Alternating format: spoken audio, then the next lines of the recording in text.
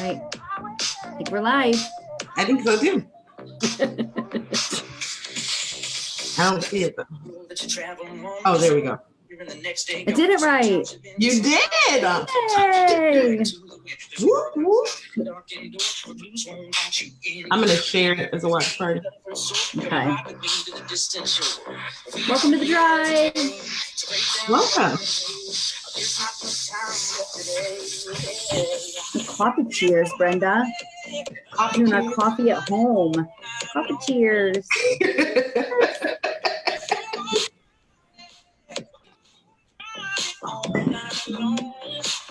What a week, huh? Listen, it has been all week. I know, right?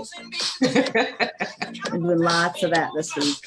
I feel a lot better though than at the beginning of the week. Is that the top of the week? Is the beginning of the week the top of the week? Well, I don't know. Top of the week sounds like a little Irish. Fancy girl. Top of the week to you. I think that's the top of the week. It's Monday. Hey guys, is Monday like the beginning of the week? Is that the top of the week, or is the end of the week the top of the week? If somebody could tell us, that'd be awesome. Would be. All right. My favorite part right here. It's so exciting. My shoulder dance. Weren't we doing something else last week? We were doing something else last week. Did you do this? What was that? Was it the snake? Is it a snake? I don't know. It was I was gonna say Gloria Estefan. That's not who it was. Who was it? She did. I don't know. Everybody in the 80s. Paula Abdul. It was Paula Abdul. Oh, look at you.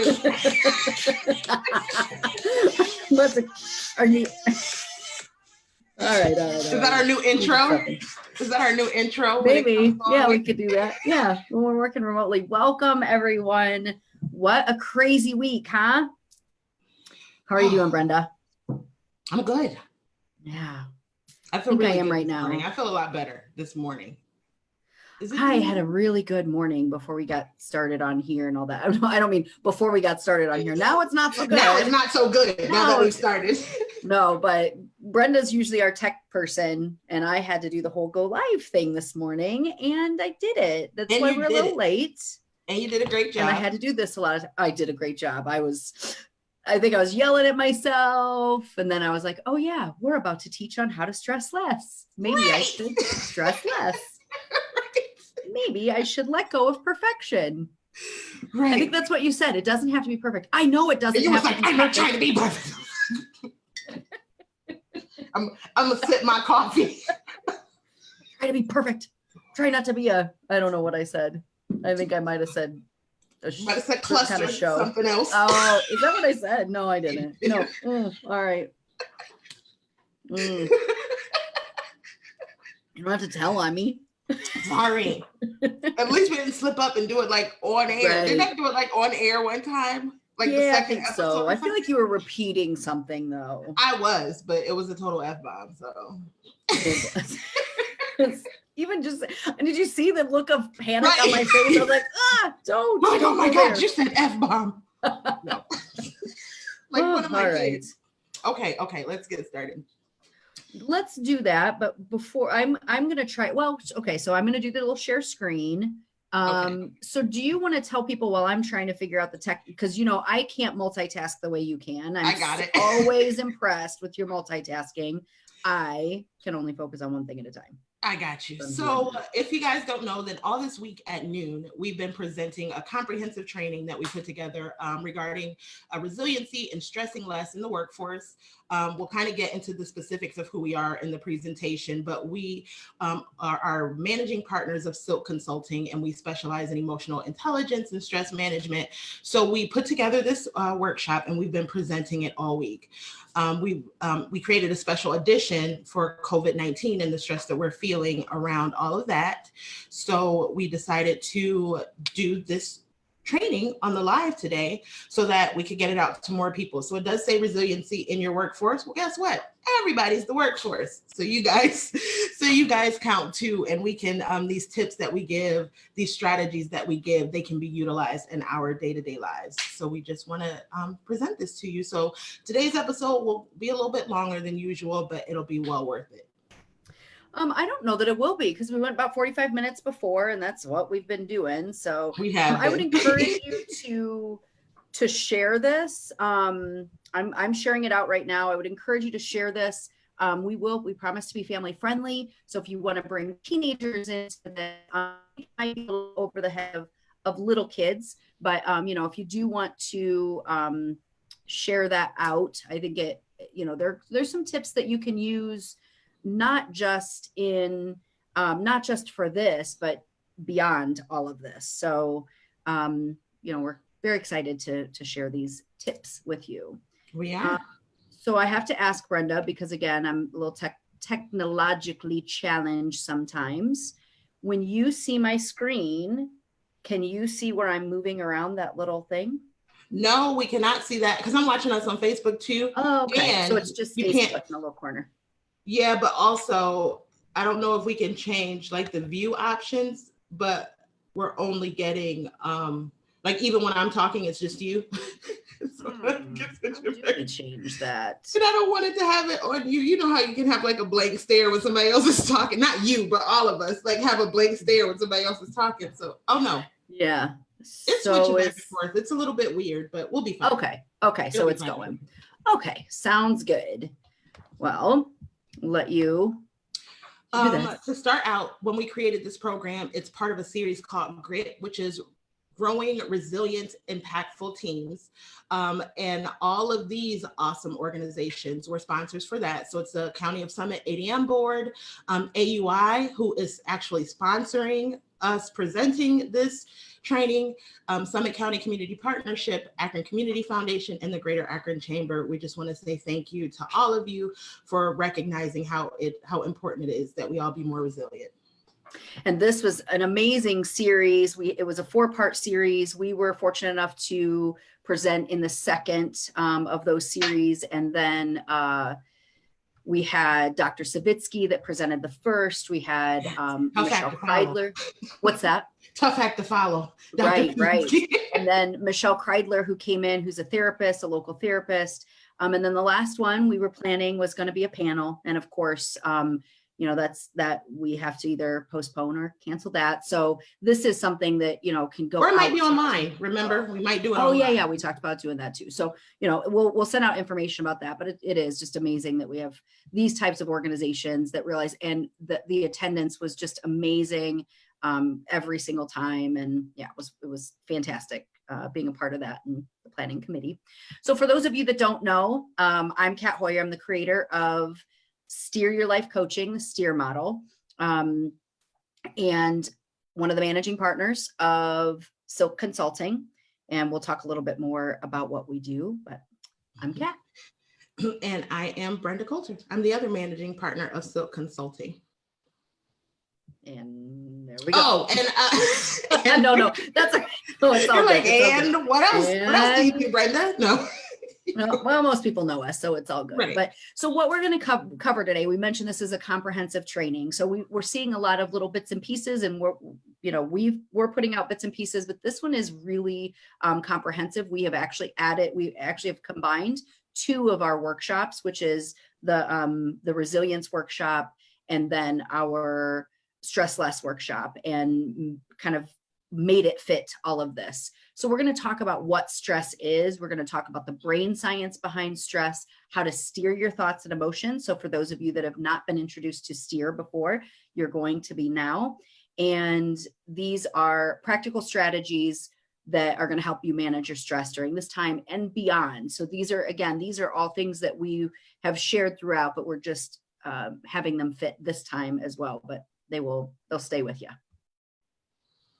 So when we decided that we wanted to do this workshop around COVID-19, we wanted to see exactly how stress was impacting the world. So what the CDC had to say about stress and anxiety says the outbreak of coronavirus disease may be stressful for people. Fear and anxiety about a disease can be overwhelming and cause strong emotions in adults and in children. Coping with stress will make you, the people you care about, and your community stronger. Everyone reacts differently to stressful situations. How you respond to the outbreak can depend on your background, the things that make you different from other people, and the community you live in. So what we're trying to do is provide an education and information to others about how we can use this new knowledge to stress less and to not experience the anxiety that we're experiencing now. And this really is just an overview of everything that we're going over today. We're going to break each one of these down and talk about it a little bit more so that we understand what's going on. Right. And that's the thing with our training is, we want you to help. We want to help you understand, because then it's a lot easier. That awareness is going to make it a lot easier to manage. Oops, wrong button. What does this button do? Okay, so for those of you that are joining us on the drive, you already know Brenda and I are full of seriousness and shenanigans. So for those of you that are not familiar with how we present, let's say, we love to have fun. We love to add some levity to really tough situations. We've tackled some really tough topics on the drive. And we always end up laughing. That is never to make light of it. I just want to make sure that we're adding that caveat. This is not to make light of anything that anyone is going through, but we will inject humor throughout because it's what we do. What we do. So we want to say to the workforce or to the leaders, warning, due to the shortage of robots, some of our staff are human and they may react unpredictably when dealing with copious amounts of stress. So this, I think this constitutes copious amounts of stress right now. Oh, for sure. Absolutely. Not that we weren't dealing with copious amounts before. Right. So this slide, we talk about what are the benefits of a resilient workforce. Well, in this case, like I said, you are the workforce, but you are also just human beings having this very trying experience. So it's important that we're resilient in our day-to-day lives. On the company end, we always say that this revs your RPMs. Well, on both ends, we say it revs your RPMs because we love cheesy driving references. But when we're speaking to companies, it's retention, productivity, and morale. When we're speaking to individuals, it is take it away, Kat. Resiliency, peace of mind, and motivation. There you go. That's what it is when we're speaking with individuals and community organizations. So we are still here to rev your RPMs even this fine morning. So we want to make sure, again, on the adding levity side of it, the serious side of it, so our serious and shenanigans, we really want to acknowledge that what we're going through is a little bit different, or what we are addressing is a little bit different than what we would consider clinical depression and anxiety. Clinical depression and anxiety are these symptoms that last for more than 2 weeks. Now we may experience some of these as we're going through this period, because this period is going to last longer than 2 weeks. That said, we want you to really look for these things in yourself and others, and know that you're not alone. You can reach out for help. We have that you can text connect to this number below, or call this number that's listed. Take a screenshot of this if you'd like, but just know there are resources that are available. Signs and symptoms to look for are changes in mood and behavior, feeling of worthlessness, guilt, or failure, becoming more withdrawn and not caring to participate in activities that once brought joy, drastic changes in sleep patterns, loss of motivation and or feeling of fatigue, easily triggered crying spells, eating too much or too little, or unable to concentrate or easily distracted. So the first thing that we want to do is get a baseline of exactly what it is that we're talking about today. In this day and age, stress can be kind of an all-encompassing word that means kind of everything, but just to get specific, so we're all on the same page today, we just want to give you the definition of what stress is. Webster's defines stress as a state of mental or emotional strain or tension resulting from adverse or very demanding circumstances. So as you can see, this definitely constitute as adverse and very demanding circumstances. So it would be understandable that we'd be a little bit more stressed during this time than usual. Sorry, I forgot that I can see comments. So we've got some people in here that are saying good morning. So good morning, Candace. Good morning, Tracy. Good morning, Jennifer. Good morning, Carissa. Good morning, Jeremy. I saw what you said. And Jennifer said, great morning. She was looking for the live and didn't see us at 9. She thinks she's addicted. We love you, Jennifer. Thank you. Do. So we want you to understand that stress is normal. It is part of our makeup, and it's been with us since the beginning of time. Our brain doesn't know the difference between being chased by a bear and being chased by a bill collector. So we have the same physiological response that happens in our body with the chemicals, with our responses, as we always have, but we're not being chased by bears anymore. So this is really to kind of help put all of that into perspective so that we can kind of calm down what it is that we're feeling. It pretends that there is real danger. It is sometimes good. We like to use engineered urgency with certain things so that we can, we understand what happens in our brain when we're like, oh, there's a deadline. All of a sudden, I don't know about you guys, but most people in the 11th hour can get stuff done. And the reason for that is dopamine that gets released into your brain. So you can engineer urgency and make stress work for you. It does not have to be eliminated completely. Also, if you are being chased by a bear, I think you would want that stress to kick in under any kind of weird circumstances or whatever. So what are some specific causes of stress? First of all, there's overwhelm. We have so much information that's coming into us from so many different places, and it's ever evolving, it's ever changing. So that can be very overwhelming during this time specifically. There's exhaustion. As a result of us trying to process all of this information, we're experiencing mental exhaustion, we're experiencing physical exhaustion. And then of course there are disappointments. We've had plans, we've had things in our lives that we planned on going a certain type of way, and now it's causing disappointment when we can't make those appointments. All of that complaining that we did about work, we're complaining now that we can't go to work. So understanding that disappointment can contribute to stress. And then there's an overall sadness that we just kind of feel in the atmosphere that gets us stressed down, and it creates stress in our minds and in our bodies. And then there's the feeling inadequate and comparing ourselves to others. I believe that a lot of us are spending more time on social media than ever right now because there's not much else to do, and we have a little bit more time on our hands. And we spoke about how we're seeing like people with these posts, and they have what their kids are going to do at this time and this time. They have schedules and perfect homeschooling and all of that stuff. It's very easy to look at those things and go, you know what? I didn't do that. I wasn't prepared. I didn't do this right. I didn't do this properly. And this person is so great and they're doing this.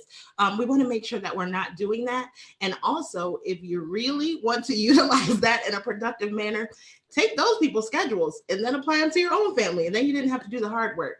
So that's a great way that you can alleviate some of the stress in that inadequacy and comparison field. Have you seen the things that are going around that where you're supposed to call your kids your coworkers and say my coworker is, and like my coworker is picking her nose and eating it, but it's about your kids. Yes. Call your kids coworkers or your dogs or animals. So somebody posted my coworker just rolled their eyes at me and stumped out of the room when I asked them to do something or something like that. So yeah, I've been seeing those. It's pretty funny. So look for that too. That adds some levity to this kind of tough situation. So when we did the resiliency workshop with Grit, we had everyone stand up if they had experienced any of these, and we had them slowly sit down after a certain amount. And it was incredible how many people stood up for pretty much the whole time, because there's just so much stress going on. And again, this was within the workforce. So unconnected to the mission of the company, a toxic work culture, but then it also went into the personal side of things. And so what that tells us is this was just 3 weeks ago that we presented this program. And now we had all of that stress. Now we have this on top of it. So just allowing yourself a little grace during this time and understanding that these are unprecedented times, and it would make sense that we're feeling some stress. So allowing that, we'll talk about how allowing that can really help move through it. So how is this pandemic affecting our stress in our day-to-day lives? First of all, hang on, I gotta get my picture. First of all, there's understanding that when it comes to Maslow's theory or his hierarchy of needs, our first 3 levels of these needs are being we feel like they're in danger. So that love and belonging, that safety, that physiological needs, right now we're experiencing a time where all of that is being threatened, and it makes it very hard to get to the top of that pyramid. So we are really struggling in these lower areas, which is what is adding to the stress in that sense. And we can remember that everyone is looking at this through a different lens. I use my parents as an example. So if they're not on here, somebody invite my mom on. My dad's not on Facebook, but I like to use them as an example because, they definitely saw this through 2 very, very different lenses. My mom was like, I've got a compromised immune system. I'm older, I want to be very, hyper vigilant when it comes to not going out in public and, doing the social distancing. And my dad was kind of like, it's the flu. What's everybody worried about? So they really did. I think they're a perfect example of 2 people who came together and really respected where the other person was coming from. So my dad just like lets her her spray him with Lysol all over when, but he definitely is honoring where she's coming from. And, she understands that he's sort of like, we'll be fine. So just really understanding that we're all viewing this through a different lens. We don't have to be right or wrong. It doesn't, we can look at this. I love to say that we can live in the and, it can be a flu. It's more than that, but we won't go into all that stuff, but we can live in the and. We don't need to make someone see it from our perspective. And that really leads us into the current culture that will also add to some of the stress. We definitely are coming off a time, or maybe still a little bit in the time, but I like to think we're coming off of it a little bit more, of these times of, I need you to see it from my perspective. And if you don't see it from my perspective, you're wrong. So that can really add to stress, especially when you're trying to get someone to see it from your perspective. I've pretty much let go of trying to get anybody. I don't know. Anyway, that's a whole different story. Let's take it. We also want you to be mindful of ACEs. ACEs are adverse childhood experiences, and it's been proven that what we experience in our childhood can cause physiological responses, and as well as the mental health issues that we may experience in our adult lives. And right now, these times can be trauma triggers for some of us who have higher ACEs scores. That's something you can look up online. Anything above a 4 is considered a high score. So just remembering that if you feel triggered, if you are, again, back to Maslow's theories, where you think about, let's say if your food and shelter is being threatened and you had a childhood where your food and shelter was threatened, then this could be a trigger for you. So understanding that is adding to your stress, and being mindful of how you can apply these strategies that we're going to give you can help to reduce that a bit. So resiliency, we've mentioned this a little bit before, but this is really just the ability to bounce back after going through a difficult situation. It's toughness. And we also want you to understand neuroplasticity. Neuroplasticity is your brain's ability to reform, reorganize their connections in a response to experiences that you've had. So we talk about training our brain. One of the things that happened to me very early this week, I think it was on Tuesday, I was letting my dog out in my own house first thing in the morning, and I took my pajamas and I put them over my hand to open the door in my own house. So I was like, whoa, that habit formed quickly. The good thing is we can really pay attention to what's happening right now in terms of neuroplasticity, you know, when we're going to the stores, we're wiping down our carts, we're paying attention to how much we're picking things up and putting them down. And these are creating new neural pathways in our minds. And we can, as we pay attention, we can decide this is one I want to keep, or yikes, maybe this is what I want to let go of. I don't need to put my pajamas over my hand in the morning. So just being mindful of that metacognition of thinking about what you're thinking about. The other side that we really want you to understand is the part of our brain that is firing like crazy right now is the amygdala. If you've heard of an amygdala hijack, we love to make the car references, but this one isn't ours. Somebody else did it for us. It's just natural. Yeah. So the amygdala, or as Brenda and I like to call her, Amy G. Dalla, or lovingly Amy G. Amy G is hanging out in your brain, telling you fight, flight, or freeze. Amy G is like Chicken Little and telling you that the sky is falling and everything. You know, you can't look at someone, or you're gonna catch the cooties. So that is, she's trying to protect us. She means well, but she is going off of every bad experience that you've ever had, every bad experience that you've ever heard, and running away with that stuff. So the tips that we're giving you is to help you move into the prefrontal cortex of your brain. That's the part of your brain that helps you stay logical. It helps you plan. It helps with decision making. So we're going to give you a lot of tips that are going to help you move into that part of your mind. So I love to say that I went from stressed to blessed, and the only thing I changed was my mind. So we're going to share with you the STEER model and how it was, not how it was born, but you'll see that the situation stays the same in every single one of those. And that's why I say I went from stressed to blessed, and the only thing that changed was my mind. Nothing changed in my circumstances. The only thing that changed was how I thought about my circumstances. So there's a lot going on right now that's not within our control. And this is how you can think about things differently that will give you a different action. Oh, I'm going to go into too much. I'm going to be quiet and let you do this for me. Got all excited about the STEER model. This happens every single time we talk about the STEER model. But as we said, SYLC stands for Steer Your Life Coaching. And the STEER model is what we use to actually create that change, to actually go deep inside, do the whole metacognition that Kat mentioned, and do the work that we need to do to have the optimal results. So STEER 101 is 21 days to train your brain. We offer this to companies. If you have a group of individuals that you'd like to go through STEER 101, that's fine. Just reach out to us. But what we're going to do today is a very high level overview of what the STEER model is, just so that you can get an idea of how to work through it. The STEER model is based on cognitive behavioral therapy, which is understanding your thoughts and emotions. And it's also based on dialectical behavioral therapy, which is a radical acceptance. My TV caught I'm like, what's on TV? But it's a radical acceptance. The problem working from home. It was so easy though. Oh my God, that's horrible.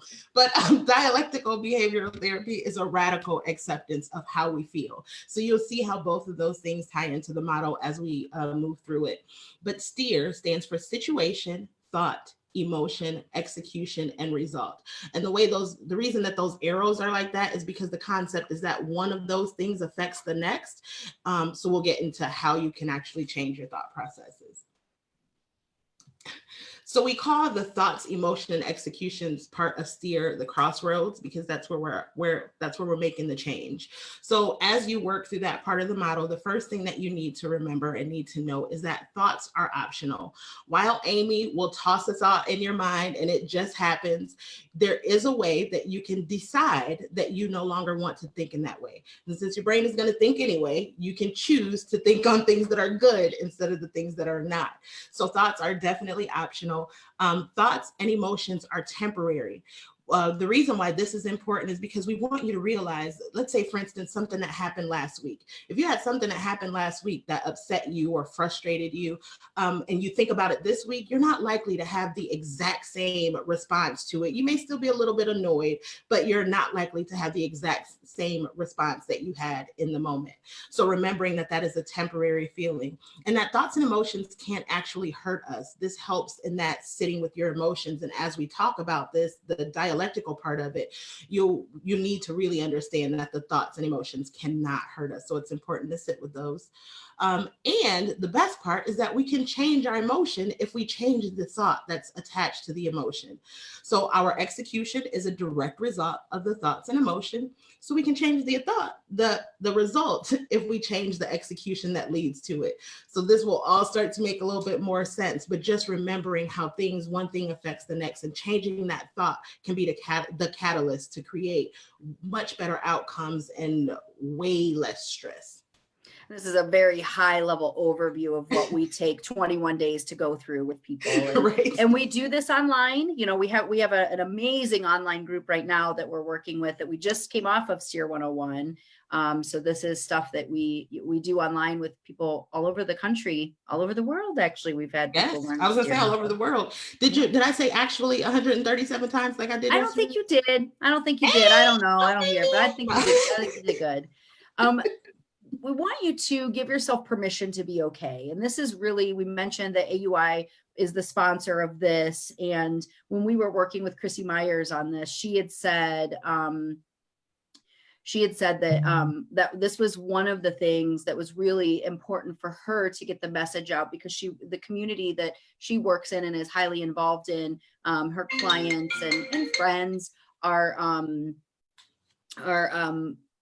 a lot of small business owners, and just getting the message out to really everyone that it's okay to be not okay right now. Now, that doesn't mean chaos and going out and buying all the crazy, being crazy about how much toilet paper you have, but it is just, understanding that we can feel the situation for what it is. It is a little, I'm watching my words right now. It's crazy right now. It's a little, this is very, very stressful. But one of the things we can do, when Brenda was mentioning dialectical behavioral therapy, we can sit with those emotions. And honestly, if you take two, we put take two in every one of our workshops, and it's for different reasons at different times. Sometimes it's to set intentions. Sometimes it's just to be mindful for those 2 minutes. It's different things. But in this situation, we want you to feel the situation for what it is. If it's frustrating, if it makes you angry, if it makes you sad, sit with that for 2 minutes. And it really does allow that emotion to start to dissipate. So again, you can move out of the AMG and into the prefrontal cortex. Be mindful during this time of isolation, understanding that this is, they're calling it social isolation. We'd really like to refer to it more as social distancing. We'd really like to refer to it more as physical distancing, because there is no reason we can't still be social. We have things like Zoom, we have things like FaceTime. I mean, technology is in a place right now that it will allow us to continue to be social during this time. And just remembering that you don't have to fix this alone. Reach out for support. There is so much happening right now in terms of people, helping with emotional support, physical support, financial support. And that can look different, but reach out for those resources. And there is no shame in that right now. As a matter of fact, we love to say that it actually blesses the other person to be able to help you. I don't know about you guys, but when I'm able to help someone, I get like a high from that. So if you are able to allow someone to help you in that way, then you get to give them that high. Think of it that way. You know what? I had an experience with that. I would there was a lady who I would take her like to and from church, and that was my blessing her. She didn't have a car. So yeah. I'm like, this is me blessing you. And one time she went to hand me $20, and I'm like, no, this is me blessing you. And she was like, that's fine, and I accept that, but don't block my blessing by not taking this $20, because I'm trying to bless you with it. And I was like, yes. oh, okay, well, thank you. Yes. You know what I mean? So yeah, it's we have to let people help us, and like you said, not block their blessings by whatever it is that they're trying to offer and help. Yes. So, as we get into the strategies that we are going to give you, the very first one, and probably the foundation of everything else, is making a commitment to peace. You have to commit to peace because it's important that we make the decision to do the work to make peace a priority in your life.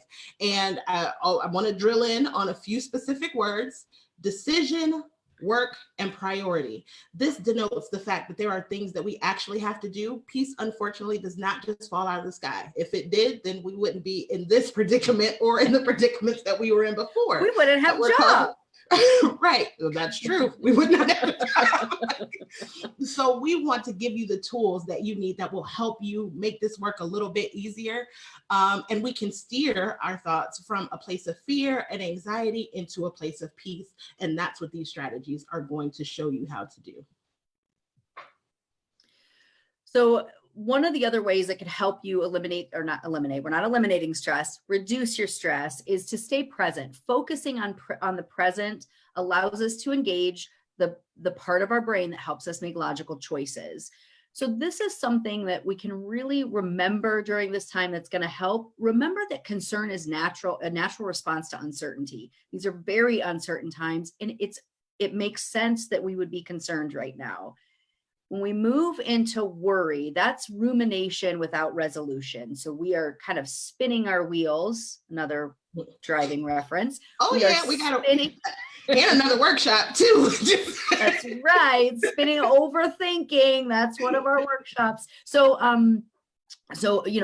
when we're worrying and we're ruminating on that, then that's when it can start to move into anxiety. And anxiety is the manifestation of worry. So if you say, I'm feeling some anxiety around this, I think it's really important to know, is this really anxiety or is this concern? Is this healthy or has it moved into a place of being unhealthy? And we'll talk about naming it and how that helps. So this, I think, if you're taking notes, jot down concern, worry, and anxiety, and know that it moves through. It's okay to stay in concern. We want to stay out of anxiety. One thing that's huge right now is embracing simplicity. And what we want to do during this time is appreciate when less may be more. In this society, when we talked about culture, one of the things in our culture is being crazy busy. Kat always says that people go, I'm crazy busy. And now wear it like a badge of honor. Right? That means I'm important. I'm crazy busy. Now I used to do it. I used to say it. That's why I can make fun of it. Did you really? Oh yeah. Yeah. I wore it like a badge of honor, but that's like 10 years ago. Now I'm I'm Zen. I'm productive. I say, if I am busy, I say I'm productive.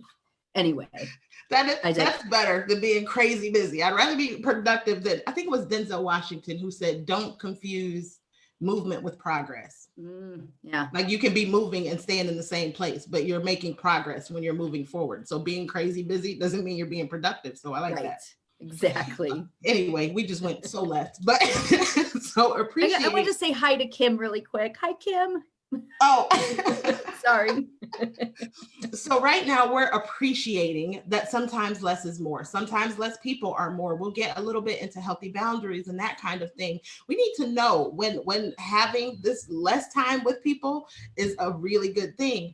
Having our plans canceled, that's putting a twist on the whole disappointment aspect, because if you really were crazy busy, now's the time to analyze whether or not that busy was actually productivity. So you really want to be careful and mindful about that. And your home, let me tell you, when I tell you I'm throwing all kinds of stuff away, stuff that I didn't need, that I haven't needed, now is the time that I have the time to do it because I'm not crazy busy anymore. No, I'm just kidding. Now is the time that I have time to do it. And then looking around and seeing how things are so much more simple has really been a way to decrease the stress and kind of clear out some of the clutter. So less is sometimes more, and now is the time to be able to embrace that simplicity. I was talking to a friend who is in the service industry, and this is really allowing her a chance to reflect on so many different things and all of these types of things. But also when we say plans, what are my plans for the future? And it really helped her go, wow, I can reflect on whether or not this job was in alignment of what it was that I wanted to do. And I thought, what a great way to kind of make lemonade right now. This is really that's what all this is about, is how to make lemonade through these situations. But I thought that was a great way to look at that a little bit differently. So one of the things that we can do to reduce stress as well is to let go of outcomes. And that's so much, it sounds so much easier, it's easier said than done. And there are ways to do it. And one of them is to expect imperfection.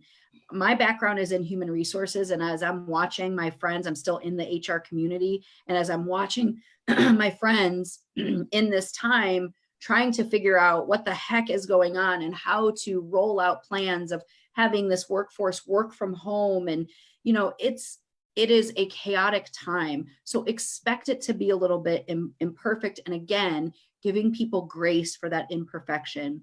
Embrace messy people, messy processes, messy houses. This is a time where you can let go of having everything be perfect. And then also let go of what doesn't create your sense of well-being. Again, I mentioned my friend who's really taking this as a time to reflect. This is a time we can reflect on, was crazy busy really serving me well? Those things that got canceled, which one of those are things that when we resume to quote unquote normal, it is going to be a new normal. This is a great time to really evaluate what it is that you want to remain in your life when we get back to our new normal. Also, just really quick, when we talked about the embracing imperfection, I always want to point out, like, imperfect information is something that's really driving us all crazy.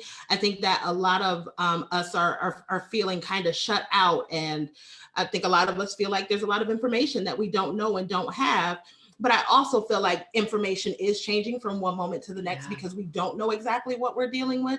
So It's important to expect that sometimes the information that we receive may not be 100% perfect, and expecting that and expecting a change from one moment to the next as far as information regarding how this disease works and what it is and all of that stuff. So we can expect that during these times. Yeah, I think that's so important, is, giving our leaders some grace during this time too, because I just can't imagine being someone who has to make a decision for, an entire company or an entire state, or, I just think that we can give some grace right now, and that can be something that helps with the stress. We really want to reinforce the idea of self-care. We do have a workshop on self-care where it's emotionally intelligent self-care. So this is kind of paying attention to things like sleep, diet, and exercise, the neglected trifecta. We were already neglecting this. So now we can, pay attention if you're waking up in the middle of the night, if you're, ruminating on this in the worry state, it might affect your sleep. So being mindful that you're getting enough sleep during this time. Sleep deprivation will lead to all kinds of stressful situations. Diet, again, this is a time, at first I was like, oh my gosh, we're going to have to eat, rice and beans the whole time. And no, actually I was able to get fresh produce at the store. I can still maintain my low carb diet. I don't have to live on pasta and rice. Because I was like, yay, rice and beans, because we both been on low carb. I'm like, yay, rice and beans, awesome. Like, right. Not so much. And, and I know a lot of people are disappointed that the gyms have closed, but there are tons of things that we can still do locally. If you're in the Akron area, our trails are open. I'm seeing so many people out walking their dogs, walking with their family, that, and getting fresh air. So there are things that we can do. I'm also part of a group that they've joined online they do yoga together. They do different things. So, be creative when it comes to this, but really paying attention to what fuels your tank. And again, that's in caps because that's one of our corny references that we make to our self-care, but it's what fills you up. So is it good friends? If it's good friends, then connect with people. There are ways, FaceTime, go through your text messages and go all the way back to people that maybe you've you haven't talked because life has gotten in the way, and now you're going to reach out to them and say hi. Maybe it is quiet time. I love my quiet time. So this has been really nice, when it comes to that kind of stuff. But it might be reading, or I mention again, my parents, I love using them as examples because they're such polar opposites. My mom really enjoys her quiet time and reading, and that is something that fuels her. My dad, on the other hand, that would drive him crazy. He prefers doing DIY. So, busy and doing all kinds of things. So this is a time for him, his self-care would be, maybe fixing things around the house that he didn't have time for before. Another thing we don't necessarily consider self-care, but it is setting healthy boundaries. So you can ask yourself, is this in alignment with the intention I'm setting? Whether that's the overall intention for your life. We talked about the very, very beginning of this being a time where you can, setting your intentions to do the work, to have peace in your life. If that's the intention that you set, then and you're not feeling it, you can create a healthy boundary around that. That's an indication that we need a healthy boundary. And then the last and probably most important thing is to really give yourself permission to practice self-care. If it is that you enjoy reading and you sit down to read, and the whole time you're thinking, I should be doing the dishes, I should be playing with the kids, I should be doing something else, your tank is not going to fill. It's like pouring water into a sieve. It's just going to go right through, and you're probably going to feel worse than when you started. So because of this, we actually have created permission slips. If you need those permission slips, we are happy to send those to you, where you can write out your name and what you're giving yourself permission to do. So make sure that you're giving yourself permission to take care of yourself during this time. When I'm doing one of those things, I stick a permission slip on the door. Like if I'm in my room, I stick the permission slip on the outside of the door so my kids know, don't mess with me. So during this time where we are definitely more careful physically about how we are spending time with people, as Kat mentioned before, there are different ways that we can connect. The first way is find a way to help others. Right now, lots of people need lots of help in so many different ways. And I've enjoyed hearing stories about Kat's neighborhood and how they are coming together like nothing I've ever seen. It's the most, I don't know, it's a really amazing story of community and people coming together. They are contacting each other when they're going to the store to see if anybody needs anything, anybody who maybe isn't able to go to the store. They are checking on neighbors who may not be on social media and just helping one another. The one that really touched me more than anything is they were talking about going to the edge of their yards and just writing positive notes on the sidewalk for people who may be taking a walk or something. So just finding little ways that we can connect with one another and help each other out is a great way to reduce stress. Giving people the gift of being present, the people who we can spend time with, or if we're on Zoom or whatever it is that we're doing, being here now in the moment is a great way to fuel yourself and to fill your tank. During this time, we spend so much time on social media and working, especially now from people who are not used to working from home, and you're not, and you're working from home now. Do not grab that computer, because I've been working from home for 7 years. Don't grab your computer in your off time. Give the people who you love the gift of being present so that you can actually experience them and it can reduce your stress. Understand that we are all at different places in our journey. When we talked about with self-care and setting boundaries, sometimes that can come with us feeling a little, maybe feeling away if we have to eliminate time with specific people, but understand that we are all in different places. So each of us have to do whatever we need to do as far as connections go to make sure that we are not stressing during this time, and that's okay. Dr. Steve Alley, who's the husband of Brenda Brown, who is everything. He said that my life is better when I assume people are doing their best. It keeps me out of judgment and helps me focus on what is instead of what should or could be. And if you listen to The Drive, you've heard us speak frequently about not shoulding on ourselves ever. We're very careful to not do that. You've heard us talk about curiosity and not judgment when we analyze our thoughts. But just this last week, Kat added curiosity and compassion and not judgment. So get curious about your thoughts, but be compassionate about what they are and try very hard to not judge them. And I think that's also true for dealing with other people, being curious. being curious and adding compassion to it can be really, really helpful. Another thing that you can do is to practice gratitude. It sounds so simple, and it is. If you find yourself steering into the ditch, no. you can start with small amounts of gratitude. Sometimes it's hard when you're in the eye of the storm. All you see around you is the storm. So it's hard to see kind of the sun shining on the outside. So just if you are in that place and it's like, it really does feel awful right now, focus on your breath.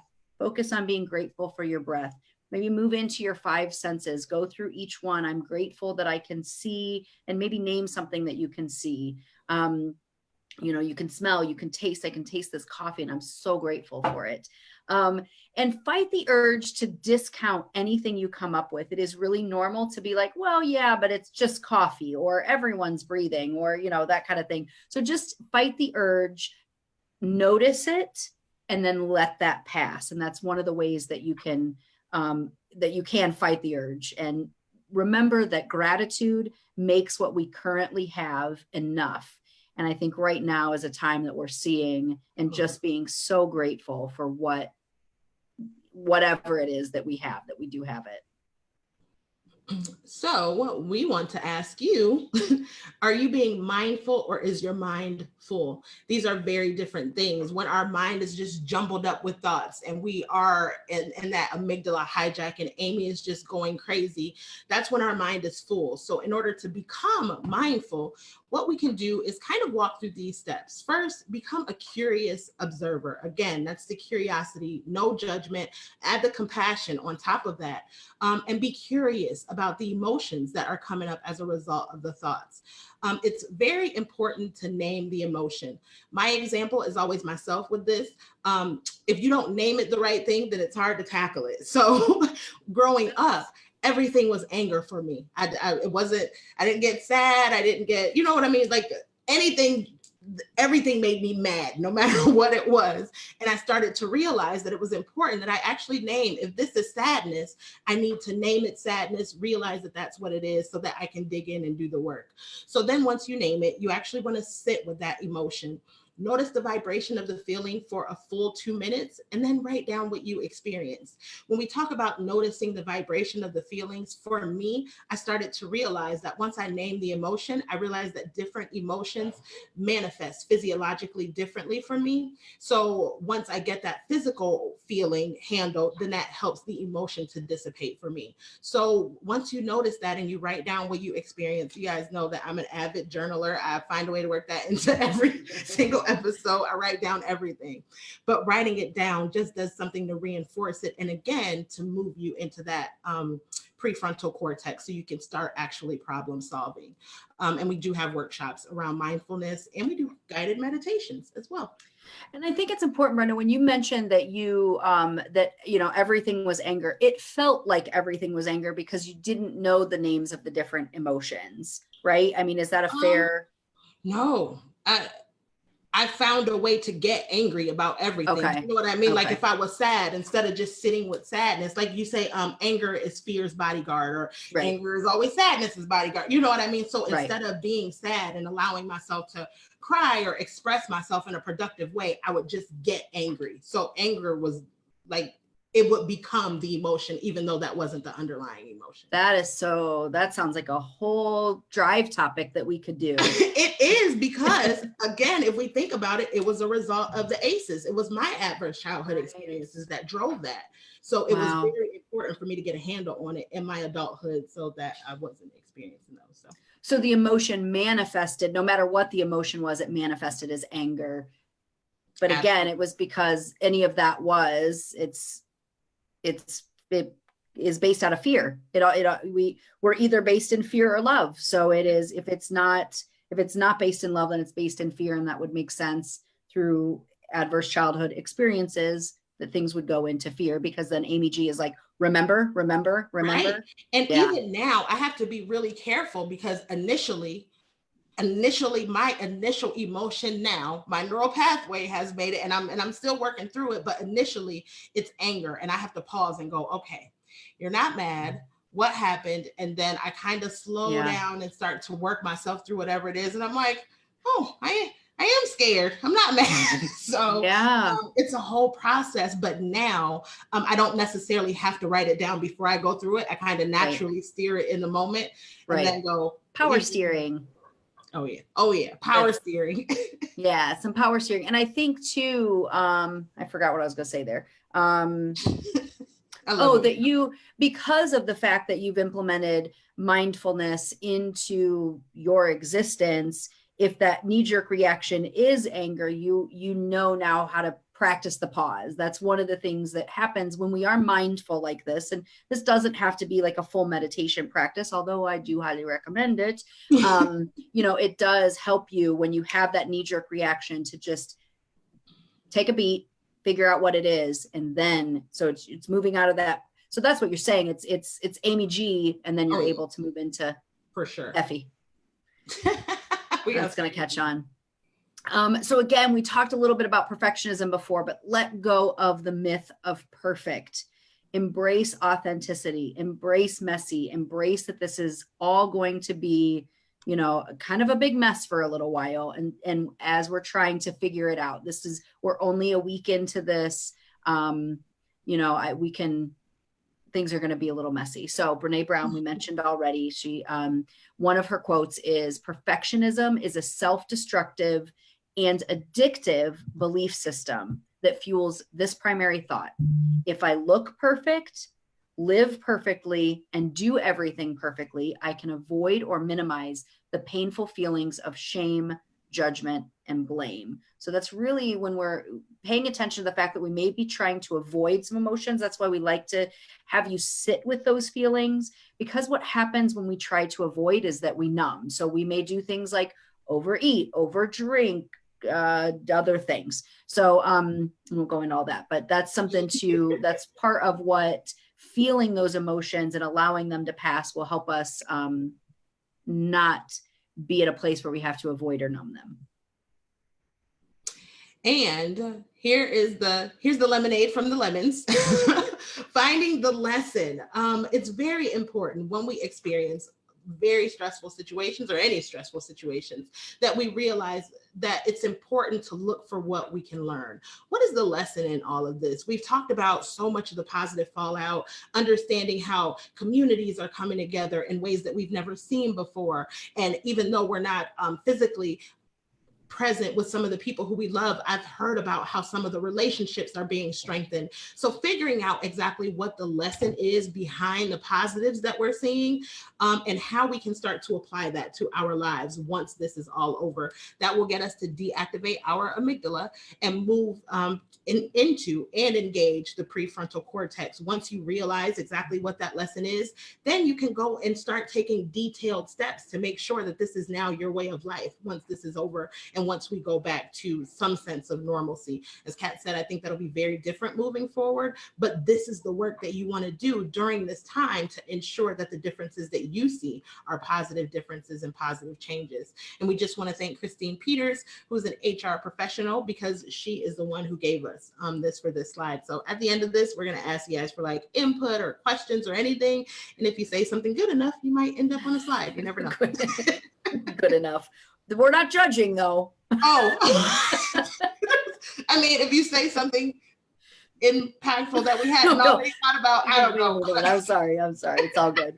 So this leads us right into laughter is the best medicine. It's nature's medicine. It's endorphins, it's dopamine. They're released into the body when we laugh. Brenda and I love to laugh, and we'll be sometimes in the middle of this belly laugh and just have this moment of, oh, I'm so glad I work with you. It can reduce stress. It can boost your immune system. How about that? We're in a place right now that we're crazy scared that we're going to catch this virus. So we're worrying about it, and nothing is funny. Let's not laugh. And it's actually increasing our likelihood of getting this thing that we're worried about getting. And it's this whole complex thing of, maybe if we just laugh a little bit, we won't catch the cooties. Right. You think? But it's internal jogging. It releases the same endorphins and dopamine that happens when we jog. I don't know if we laugh enough. Could it be like doing sit-ups? I feel like, because sometimes I'm telling you, I really, yes, no. That's my scientific answer. If that were true, no, I'm not going to go into it. So, and just remembering that laughter can actually be a distraction and give you a little more perspective. And we want to thank Chadwick Klein for this, because he shared the story of, he'd been, during his commute, he'd been doing a lot of things for personal development. So he was listening to podcasts, he was listening to books on tape, he was doing things to just, be a better human being. And then he decided, you know what, I'm going to listen to comedy on the way to and from work. And he realized that also helps him be a better human being, because it helped him just disengage a little bit from what was happening at work. It was enough of a distraction that it allowed him to show up either at home or at work fully present. And, try it. Watch Crazy Cat videos, watch Comedy Central, or some of these comedians that are all over, people I love right now, that people are getting on social media and sharing their talents, whether it's DJing or singing or comedy. So there's lots out there that you can find that'll help you laugh. Watch us. I was going to say, when you said Crazy Cat videos, I was thinking Crazy K-A-T cat videos. Oh, Crazy videos. Yeah. Watch Crazy Cat videos. So what does Is that my new nickname? Can we do that? That's my new Crazy Cat. Crazy with a K. You have to right. Crazy Cat. Like, yeah, never mind. I was gonna say like the Kardashians. So what services does SYLC Consulting offer? We offer, for companies, we offer emotional intelligence development program. We offer leadership training, and we offer workshops, but we also offer workshops and programs for individuals. Right now, Reflections is going on. It's amazing, a super awesome group of ladies. So we do have Reflections that we'll start be announcing when the next program for that is coming up. And we could add to this that SYLC also offers certification programs. So we are in June going to be launching our second certification program, where people around the country, maybe world, I don't know, let's see if we can go global, will be certified in Steer Your Life Coaching, the STEER model, and working with whatever their flavor is. And you can find out more about flavors another time. So again, we mentioned that AUI sponsored all of this. So for those of you that know, they are an insurance and consulting company local here in Ohio. They are specifically, they're in insurance and consulting, but specifically around the coronavirus, some of the services that they're offering right now, compliance policies. They've got an HR bulletin on that.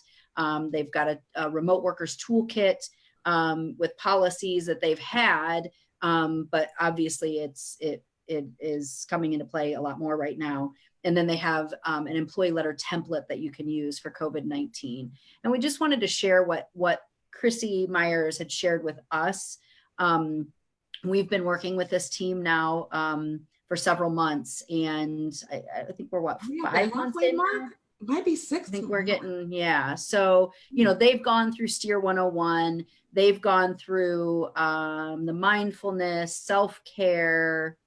They're doing the whole EID program. Overthinking they are. Yeah. So this is what she shared with us the other day. She said the past 10 days have been a whirlwind for our staff. Last week, as we were finalizing our business continuity plan, one of our team members remarked that they were really glad we'd started learning all of those different coping skills from SYLC Consulting. She said, I agree with them. We've resorted many times to taking two as we're learning to work remotely and helping our business clients navigate a choppy economic landscape, as some are laying off employees for the first time. Our learning these skills could not have come at a better time. So, that's just one. I know we both got teary-eyed when that came up, because when she sent that to us, because it's why we do what we do. I mean, the really shortened down version of what we do is help people find peace faster.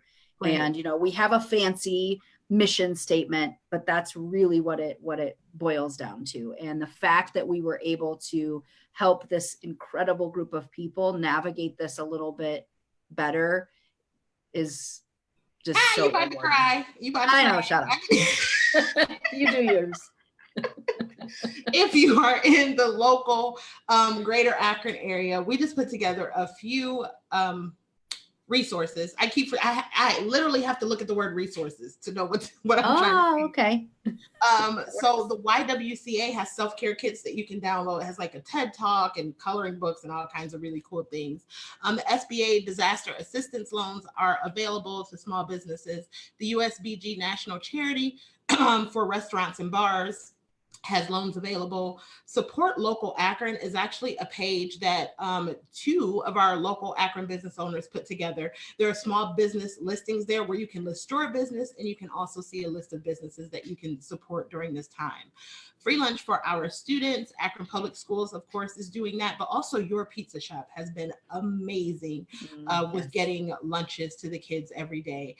And I feel like, I mean, these are local, but I'm seeing all communities that are really stepping up when it comes to making sure that our kids are fed. Right, I agree. And if you have little ones, then you know what ABC Mouse is. It's an app that will make a kid leave you alone for hours. But ABC Mouse is free right now if you use this discount code. And Have Fun Teaching has some free COVID-19 relief packs, which is lots of different things that the kids can do during this time while you're practicing self-care. So we also have put together a Facebook page called COVID-19 Leadership Resources, Better Together. For those of you that watched Brenda and my Picha Kucha talk, you know that it was all about being better together. So it stays with us. This is where we can share resources and ideas around the COVID-19 response within your workforce and beyond. So if you are watching this and you are someone, I guess we didn't mention this before, if you're interested in having us come into your organization, obviously we will do it via video. We'll do it this way.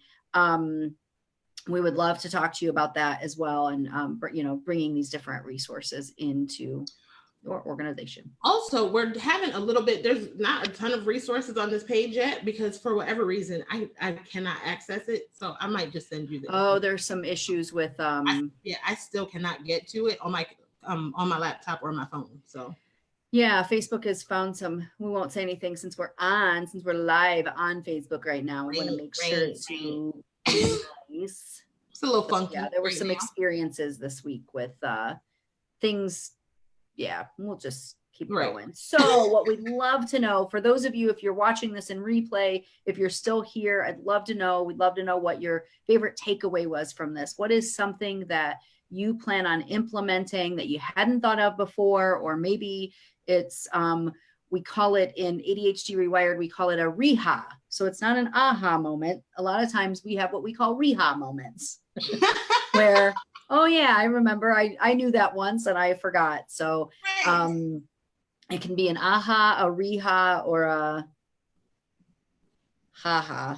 I don't know. Oh yeah, it could be a haha moment because we are hilarious. Just in case you didn't realize it. That's right. All right. So share with us, please share with us. And if you need our contact information for any reason, it's all here. Screenshot this, share this out. This specific presentation, we are not only taking into organizations, we're using it in different communities as well. I am partnering with a couple of different people. One is the adult ADHD community with ADHD Rewired and ADHD Essentials. I'm partnering with both of them to bring this to that community because different communities are going to experience this in different ways. And Brenda and I have different areas of expertise that we're going to utilize to bring this in. With my HR and recruiting background, I'm going to partner with someone else that we're with Let's Go to Work, LLC, a local company that is working with companies and displaced workers right now to match them up. We're going to be doing this in that community. So looking at how this is affecting people, how the stress is understanding that stress is affecting people differently that have been laid off or displaced as a result of this. And then you have some organizations as well, Brenda. I am going to adapt a version of this for, I work with a local it's actually, I believe it's Summit County specific. It's full term first birthday.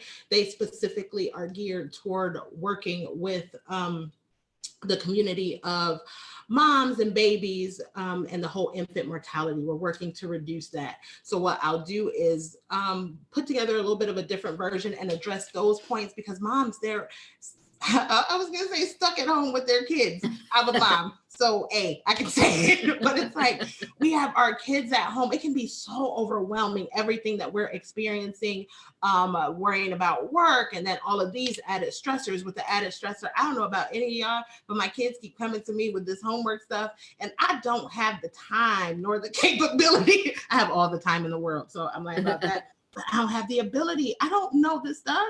So that's a little bit stressful when they need help. What do I do? So it'll be a lot of this same information, but just geared specifically towards the stress that moms may be feeling during this time. Right. So if this is something that you see, you're in a specific community or within your organization, that you would like for us to adapt it to your group, just reach out to us and we can chat. Oh yeah. So let me stop this share, Brenda, and you and I will. I don't know. I'm going to see if we have any questions really quick. I'm not seeing any on here, so I think we're good to go.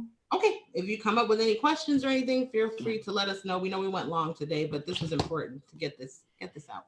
It is, yes. So thank you so much for being a part of it. And yeah, feel free to reach out to us. Love you guys. Have a good day.